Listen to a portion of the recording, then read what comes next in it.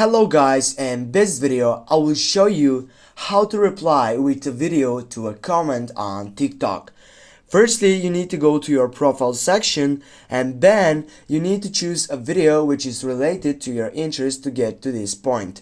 Now we'll go with this video for example and then go on the comment section by typing on the comment section, and what you need to do next, you need to go and select the comment which you want to get up to that replying with a video. For example, we'll go with this comment, and what I need to do next is just simply need to type on the reply section.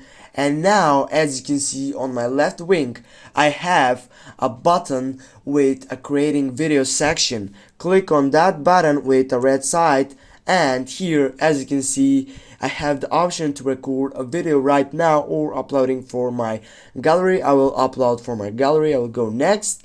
And here guys, as you can see, we can reply with a video to a comment on our TikTok site right now. What I need to do, go to next and simply go post this video, which is a reply from a video on a TikTok comment site.